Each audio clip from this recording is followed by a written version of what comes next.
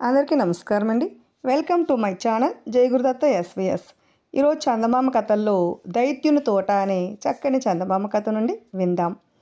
అనగనగా ఒక తోట, అది దైత్యునిది. అందులో రోజు పిల్లవాళ్ళు ఆడుకునేవాళ్ళు. ఆ తోట ఫలవృక్షాలతోనూ పూల మొక్కలతోనూ ఎంతో అందంగా ఉండేది. చెట్ల మీద పక్షులు మధురగానాలు చేస్తూ ఉండేవి. నేల మీద పచ్చిక దట్టంగా పెరిగి మెత్తని తివాసీపరిచినట్లుండేది. ఆ తోటలో ఆడుకుని పిల్లలు ఎంతో ఆనందిస్తూ ఉండేవారు. ఒకనాడు దైత్యుడు తిరిగి వచ్చాడు. దూరదేశంలో ఉన్న స్నేహితుని ఇంట్లో 7 ఏళ్ళుండి అతడు ఆనాడే తిరిగి వచ్చాడు. పిల్లలు తన తోటలో ఆడుకోవడం చూసి దైత్యుడు కోపంతో, మీరంతా ఇక్కడ ఏం చేస్తున్నారు అని అరిచాడు. పిల్లలు భయపడి పారిపోయారు. ఇతరులు తన తోటలోకి రాకుండా చెయ్యాలని దైత్యుడు నిశ్చయించుకున్నాడు. తోట చుట్టూ ఎత్తైన గోడ ఒకటి కట్టించాడు. ఇతరులు లోనికి రాకూడదని గుమ్మానికి ఒక బల్ల కూడా కట్టాడు. పిల్లలు ఆడుకునేందుకు ఆ చోటు లేదు. రోడ్డు మీద దుమ్ము రాళ్ళు ఉండేవి. పూర్వం తాము హాయిగా ఆడుకునే తోటను తలుచుకుని పిల్లలు ఎంతో విచారపడేవాళ్ళు. వసంత ఋతువు వచ్చింది. దేశం అంతటా రకరకాల చెట్లు పూలు పూసినవి.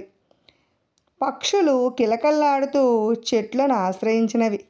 కానీ దైత్యుని తోటలో మాత్రం శీతాకాలం మారలేదు. పిల్లలు లేనందువల్ల పక్షులు పాటలు పాడదలచలేదు. చెట్లు పూలు పూయటమే మరిచిపోయినాయి. ఒకసారి ఒక చిన్న గడ్డి పువ్వు తొంగి చూచింది, కానీ ఇతరులు లోనికి రాకూడదు అనే బల్ల చూసి వెంటనే ముడుచుకుని పోయింది. మంచుకు చలికి వాటికి ఎంతో సంతోషంగా ఉంది. వాటిని తరిమేందుకు వసంతం ఈ తోటలోకి ప్రవేశించలేదు. ఎన్నాళ్ళైనా ఇక్కడే హాయిగా ఉండే అవకాశం వాటికి దొరికింది. మంచుతో నేల అంతా తెల్లబారింది. చెట్లపై తెల్లని మంచు వేలాడసాగింది. ఉత్తరపు గాలిని ఆహ్వానించింది మంచు. ప్రతిరోజు గాలి విపరీతంగా వేచటం వల్ల దైత్యుని ఇంటి పైభాగం చాలా దెబ్బతిన్నది. ఇంటిలోని గాజు సామాను, పింగాణీ సామాను చాలా భాగం పగిలిపోయింది.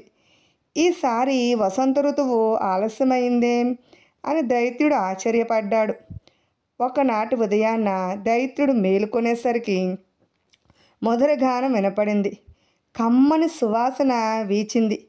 చివరకు వసంతం వచ్చిందేమోనని దైత్యుడు కిటికీలోంచి చూచాడు. తాను కట్టిన ప్రహారీ గోడలో ఒక ప్రక్క చిన్న కంత వేసుకుని పిల్లలు తమ తోటలోనికి ప్రవేశించారు. ప్రతి చెట్టు మీద ఒక బాలుడున్నాడు.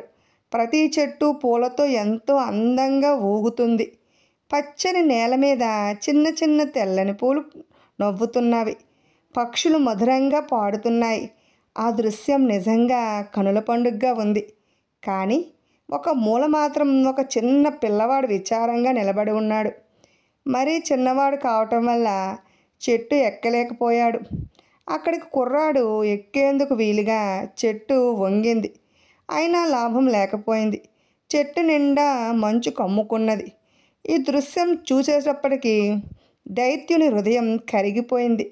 ఇన్నాళ్ళు నేను ఎంత స్వార్థంతో ఉన్నాను అందుకనే వసంత ఋతువు రాలేదు అని తలచి సిగ్గుపడ్డాడు. మూలనున్న చెట్టు దగ్గరికి చకచకా నడిచి వెళ్ళాడు. దైత్యుడు తమ వైపు రావడం చూసి పిల్లలందరూ భయపడి పరిగెత్తారు. కిలకిల్లాడే పిల్లలు తనను చూచి పరిగెత్తడం వల్ల దైత్యునికి ఎంతో విచారం కలిగింది. పిల్లలు వెళ్ళారంటే మళ్ళీ శీతాకాలం తన తోటలో ప్రవేశిస్తుంది. మూలనున్న చిన్నపిల్లాడి కళ్ళు విచారంతో నీరు కారుతున్నవి. వాడికి దైత్యుడు రావటం కనిపించలేదు. అందుకనే వాడు పరిగెత్తలేదు. దైత్యుడు మెల్లిగా మృదువుగా వారిని ఎత్తి చెట్టు మీద కూర్చోపెట్టాడు. వెంటనే ఆ చెట్టు పూలు పూసింది. పక్షులు చెట్టు మీద వాలి పాడసాగినవి. చిన్న కుర్రాడు సంతోషంతో దైత్యుని మెడ చుట్టూ చేతులు వేసి అతనిని ఆప్యాయంతో ముద్దు పెట్టుకున్నాడు. మిగతా పిల్లలు ఈ దృశ్యం చూచి దైత్యుడు మంచివాడేనని గ్రహించి తోటలోనికి వచ్చి ఆటలాడుకోసాగారు. ఈ తోట మీదే అన్నాడు దైత్యుడు. చుట్టూ ఉన్న ప్రహరీ గోడ పడగొట్టేశాడు. అప్పటి నుంచి రోజు అందమైన ఆ పిల్లలతో ఆటలు ఆడుకోసాగాడు. సాయంత్రం ఇంటికి వెళ్ళేటప్పుడు పిల్లలు దైత్యుడి దగ్గరికి వెళ్ళేవాళ్ళు. ఒకరోజు ఆ రోజున నేను చెట్టు మీద కూర్చోబెట్టిన చిన్నపిల్లాడు ఎక్కడా అని దైత్యుడు వాళ్ళని అడిగాడు. మాకు తెలియదు, అంతకు ముందు వాడిని మేము ఎక్కడా చూడలేదు అని పిల్లవాళ్ళు చెప్పారు. పిల్లలంటే దైత్యుడికి ఎంత సంతోషమైనా ఆనాటి చిన్న కుర్రాడు కనిపించినందుకు ఎంతో విచారంగా ఉండేది. సంవత్సరాలు గడిచినవి. దైత్యునికి ముసలితనం వచ్చింది. పూర్వం వల్లే పిల్లలతో ఆడుకునే ఓపిక లేదు. అందుకనే వాళ్ళ ఆటలు చూస్తూ కూర్చునేవాడు. తోట నిండా ఎన్నో రకాల అందమైన పూలున్నవి. ఈ పిల్లలే అందమైన పూలు అని అనుకునేవాడు. ఒక శీతాకాలం నాటి ఉదయం దైత్యుడు బద్ధకంగా నిద్రలేచాడు. అప్పుడు శీతాకాలం అంటే దైత్యునికి కోపం లేదు. ఎందుకంటే ఈ సమయంలోనే చెట్లు విశ్రాంతి తీసుకుంటవి. వసంతం రాగానే అవి తిరిగి పువ్వులు పూస్తవి. తోటలో ఒక మూలనున్న చెట్టు నిండా పూలున్నవి. ఆ చెట్టు కొమ్మలు బంగారు రంగు కలిగి ఉన్నవి. దాని పండ్లు వెండి రంగులో ఉన్నవి. ఆ చెట్లు కిందనే ఆనాటి చిన్నపిల్లాడు నిలబడి ఉన్నాడు. దైత్యునికి ఎంతో సంతోషమైనది. గబగబా ఆ చెట్టు వైపు పరిగెత్తాడు. పిల్లవాడిని సమీపించగానే దైత్యునికి ఎంతో కోపం వచ్చింది. ఆ కుర్రవాడి చేతుల మీద కాళ్ళ మీద మేకులు కొట్టిన గుర్తులున్నవి. నిన్ను గాయపరిచింది ఎవరు అని గర్జించాడు. చెప్పు, వాళ్ళని ఇప్పుడే చంపేస్తాను అని ఉరిమాడు. ఈ గాయాలు ప్రేమ గాయాలు అన్నాడు కుర్రాడు. దైత్యుడు భయపడ్డాడు. ఆ కుర్రవాడి ముందు భక్తితో మోకరిల్లి, నీవు ఎవరివి నాయనా అని అడిగాడు. చిన్నవాడు చిరునవ్వుతో, నేనెవరినైతేనేం, ఈ ఒక్కరోజు నీ తోటలో నన్ను ఆడుకొని తర్వాత నీవే నా తోటలోనికి వద్దువు గాని, నా తోట స్వర్గంలో ఉంది అన్నాడు. ఆ సాయంత్రం పిల్లలు తోటలోనికి ఆడుకునేందుకు వచ్చేటప్పటికి దైత్యుడు చెట్టు కింద చచ్చిపడి ఉన్నాడు. అతని శరీరం పూలతో కప్పబడి ఉంది. ఆ పువ్వుల పరిమళం తోట అంతటిని అలముకుంది. ఇప్పుడు చిత్రమైన సమస్య అనే మరో చక్కని చందమామ కథను విందాం. కౌటిల్య నగరాన్ని ఖడ్గసేనుడనే రాజు పాలించుతూ ఉండేవాడు. అతడు వీరశిఖామణి. అతని కత్తికి మాటకు కూడా ఈ లోకంలో ఎదురు లేకపోయింది. ఒకనాడు ఖడ్గసేనుడు కొలువులో ఉండగా ఆర్తనాదం చేస్తున్న ఒక స్త్రీ అతడి ఎదుటకు వచ్చి నిలబడింది. ఖడ్గసేనుడు ఆ స్త్రీని ఓదార్చి దుఃఖానికి కారణం ఏమిటని అడిగాడు. అందుకామె, నా పేరు చంద్రావతి. నా భర్తను కాలయక్షుడు అనే రాజు అన్యాయంగా బంధించి చెరసాలలో పడవేశాడు. సర్వశక్తులు గల ప్రభు అని కదా నీకు బిరుదు. నా భర్త తిరిగి నాకు లభించేటట్టు చేయవలసిందని ప్రార్థించింది. కాలయక్షుడు అనేవాడు ఒకడు ఉన్నట్టే నేనెన్నడూ వినలేదే అన్నాడు ఖడ్గసేనుడు. అప్పుడు ఆ స్త్రీ విలపిస్తూనే, మహారాజా, మీరు కాలయక్షుడు పేర వినలేదనటం ఆశ్చర్యంగా ఉంది. మీ దేశపు సరిహద్దులకు 3 ఆమడల అవతల అతడు పెద్ద కోట కట్టుకుని కంటపడిన ప్రతి వాడిని బంధించి నానాయాతలను పెడుతున్నాడు అని చెప్పింది. సరే, వాడి పొగరు అనుస్తాను. నువ్వు మాత్రం నిశ్చింతగా ఉండు. నీ భర్తను రక్షించే బాధ్యత నాది అంటూ ఆ స్త్రీకి ఖడ్గసేనుడు వెంటనే అభయమిచ్చాడు. ఖడ్గసేనుడు ఆ మట్టున కొలువుదాలించాలించి ఒంటిపాటుగానే కాలయక్షుడి మీదకు కయ్యానికి బయలుదేరాడు. అడవులు, కొండలు, నదులు దాటి ఖడ్గసేనుడు కొన్నాళ్ల కల్లా కాలయక్షుడు కోట సమీపానికి చేరుకున్నాడు. సైన్యం అది ఏమీ లేకుండగా స్వయంగానే కాలయక్షుణ్ణి ఓడించాలని ఖడ్గసేనుడి పట్టుదల. అయితే కోట సమీపించాడు. ద్వారాలు బంధింపబడి ఉన్నాయి. ద్వారాలను 3 సార్లు గట్టిగా తన్ని ఈ కోటకు రాజైన వాడెవడో బయటకు రావచ్చు, ఖడ్గసేనుడు బాహ్య యుద్ధానికి పిలుస్తున్నాడు అన్నాడు. వెంటనే కోట తలుపులు తెరుచుకున్నవి. వికృతాకారుడొకడు పొట్ట చెక్కలయ్యేలాగా నవ్వుతూ, ఓహో, నువ్వా ఖడ్గసేనుడివి? అయితే నేనే కాలయక్షుణ్ణి. నాతో బాహ్య యుద్ధానికి వచ్చావా అన్నాడు.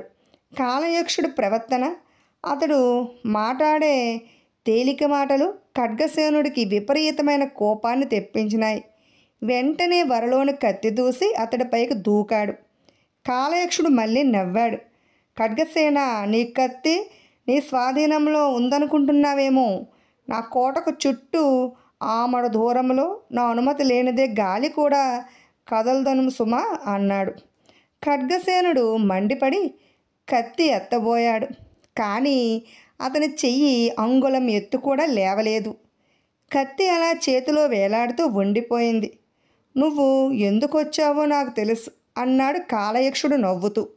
నీ శరణు వేడిన ఆ స్త్రీ భర్తను వదిలేస్తాను, కానీ అతడికి బదులుగా నిన్ను బంధిస్తాను, సరేనా అన్నాడు.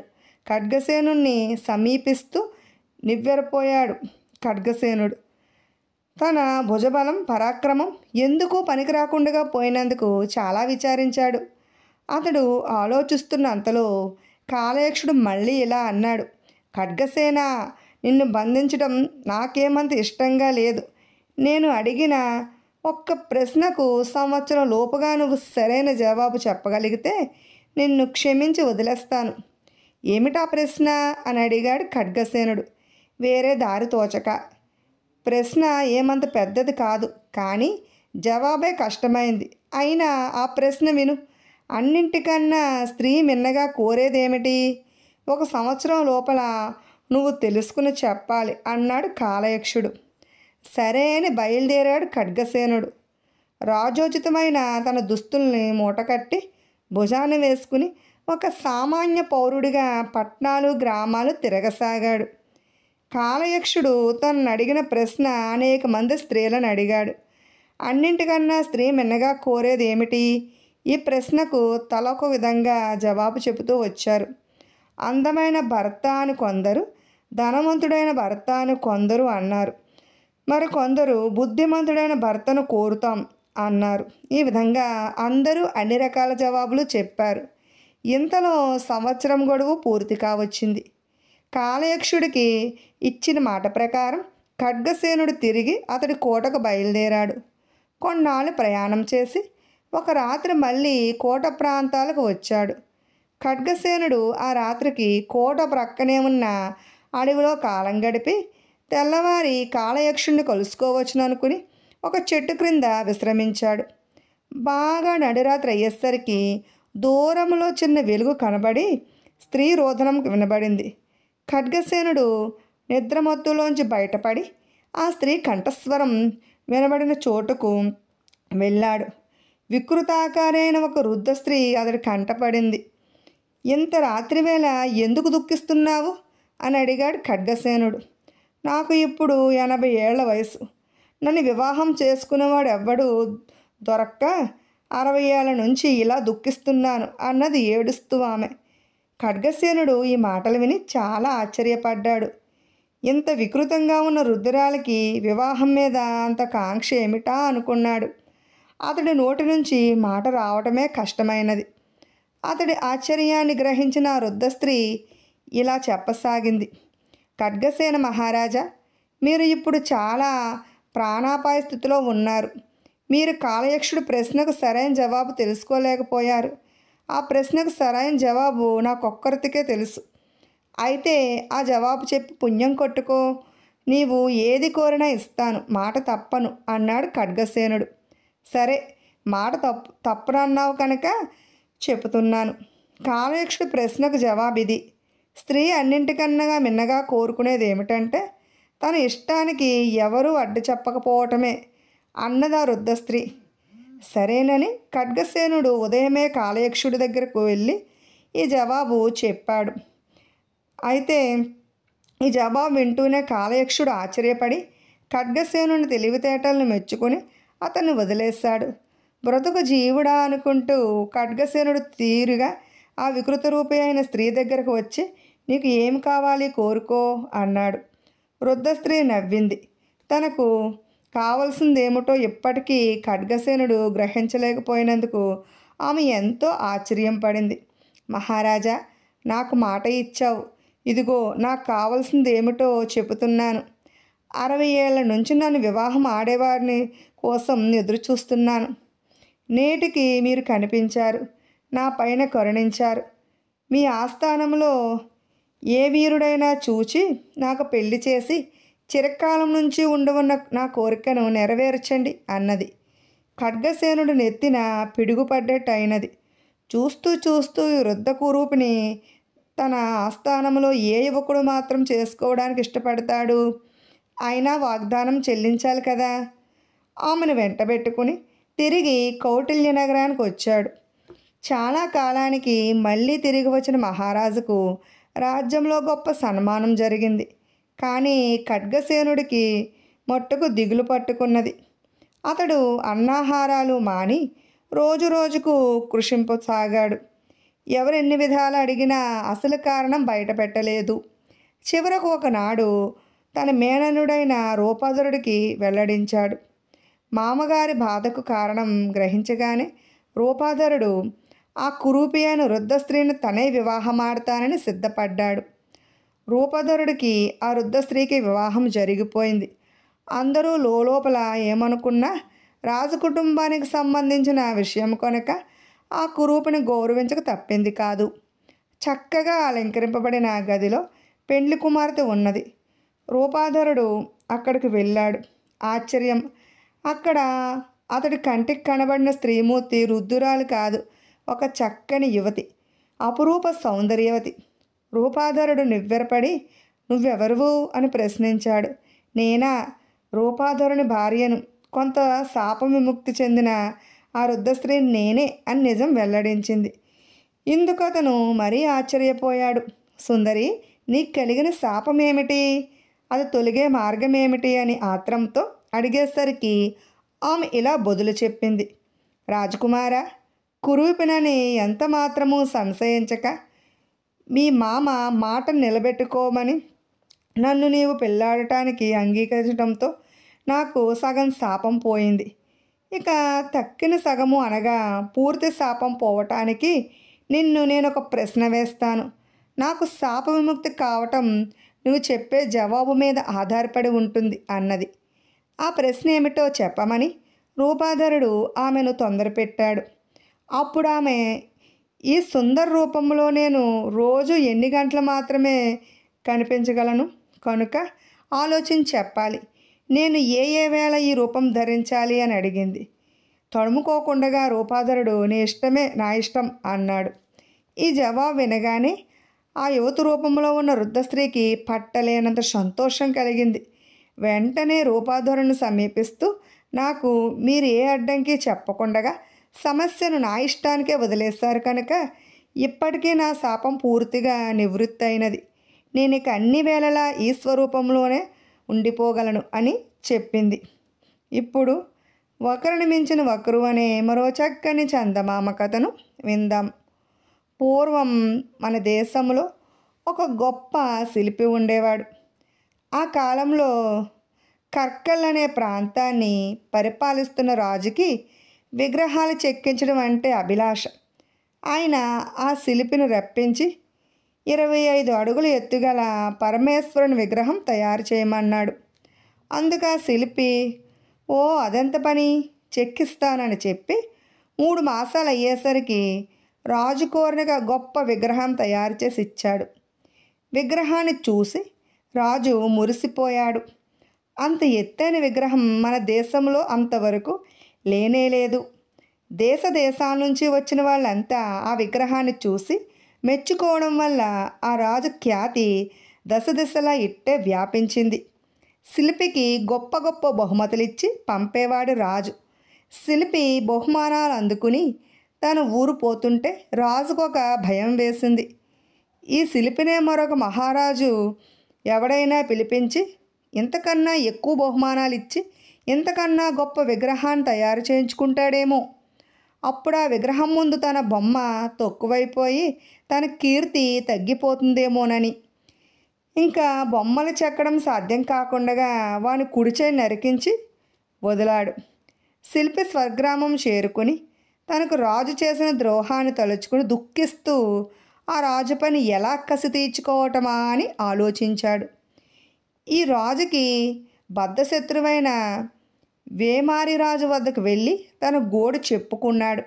ప్రభు, ఒక్క చెయ్యి పోయినంత మాత్రాన నా నేర్పు నశిస్తుందనుకోవడం ఏమిటి ఆ రాజుకు అని ఆ శిల్పి తన ఎడం చేతితో మీసం మెలిపెట్టాడు.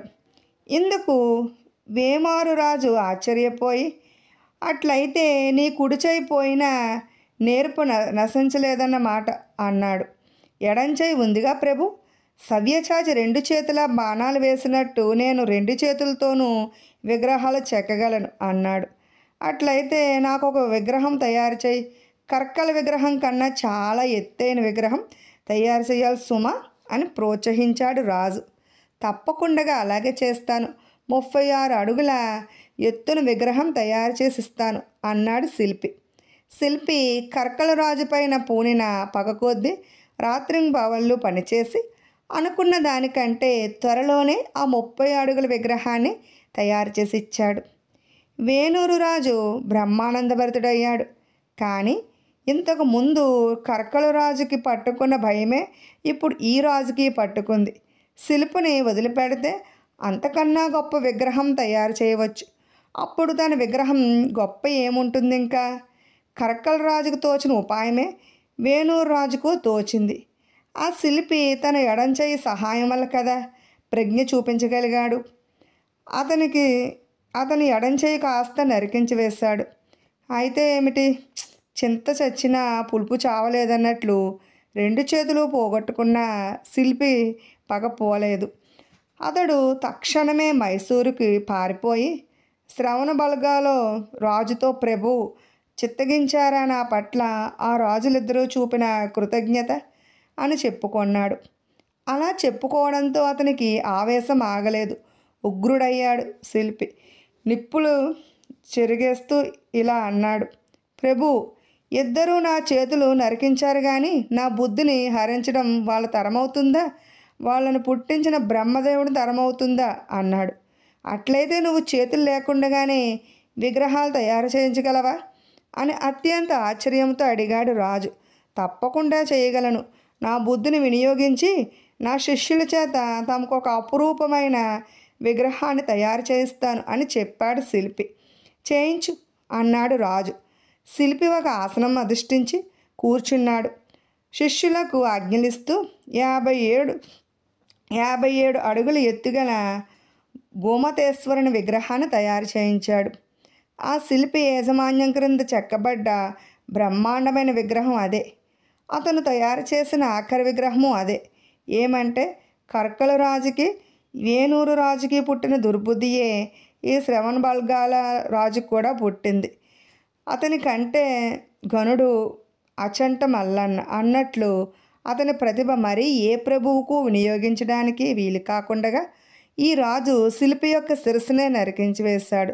శిల్పిని చంపించిన రాజులు 3 చచ్చి చాలా కాలమైంది. కానీ ఆ మహాశిల్పి కీర్తిని చాటే విగ్రహం మట్టుకి నేటికి శాశ్వతంగా నిలిచి ఉన్నాయి.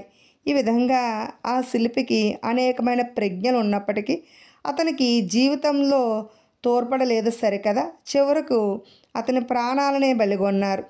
విన్నారు కదండి. ఇటువంటి మరెన్నో చక్కని చందమామ కథలను వినాలనుకుంటే ఫస్ట్ మా ఛానల్ని సబ్స్క్రైబ్ చేసుకోండి, బెల్ ఐకాన్ క్లిక్ చేయండి. మేము చేసిన వీడియోస్ నోటిఫికేషన్ కోసం పక్కనే ఉన్న బెల్ ఐకాన్ క్లిక్ చేయండి. అలాగే లైక్ చేయండి, షేర్ చేయండి, కామెంట్ కూడా చేయండి. Thanks for watching.